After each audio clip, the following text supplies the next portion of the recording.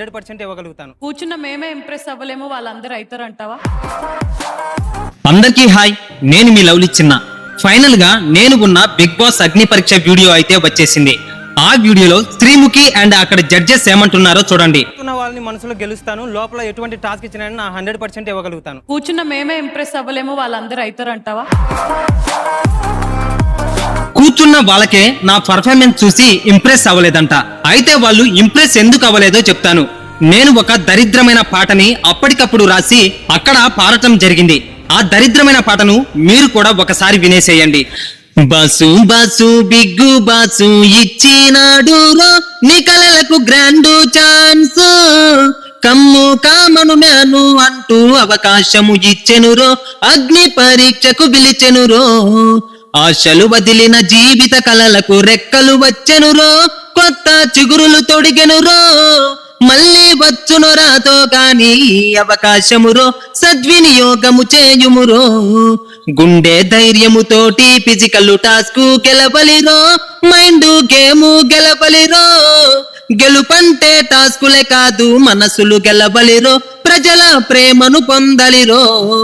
విన్నారు కదా friends, song ఎంత దరిద్రంగా ఉందో ఒక్కసారి కామెంట్ చేయండి. అప్పటికప్పుడు నేను సొంతంగా ఒక సాంగ్ రాసి పాడినా కానీ వాళ్ళు ఇంప్రెస్ అవ్వలేదన్నారు. సో నేను అక్కడ కర్రసాము కూడా చేశాను, అది కూడా ఒకసారి చూసేయండి.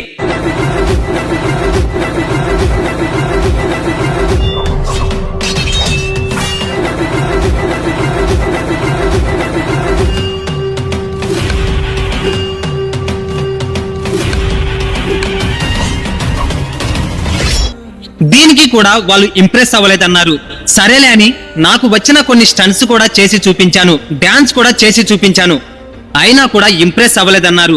వాళ్ళు అడిగిన ప్రతి క్వశ్చన్ కి సమాధానం చెప్పాను. సరేలే అని చివరిగా నేను ఇన్ని చేశాను కదా అయినా మీరు ఇంప్రెస్ అవ్వలేదు అంటున్నారు. సో మీరే నాకు ఏదైనా ఒక టాస్క్ ఇవ్వండి, అది నేను చేయలేకపోతే అప్పుడు నన్ను రిజెక్ట్ చేసేయండి అన్నాను. అయినా గానీ వాళ్ళైతే నాకు ఎటువంటి టాస్క్ ఇవ్వలేదు. చివరిగా నన్ను రిజెక్ట్ చేయడానికి రీజన్ ఏంటో చెప్పండి అని అన్నాను. దానికి వాళ్ళు నాకు చెప్పిన సమాధానం నాకంటే బెటర్ పర్సన్ ఉన్నారని వాళ్ళైతే చెప్పడం జరిగింది. ఓకే, వాళ్ళు జడ్జెస్, తుది నిర్ణయం వాళ్ళదే కాబట్టి నేను వాళ్ళ జడ్జిమెంట్ ని యాక్సెప్ట్ చేసి వచ్చేసాను.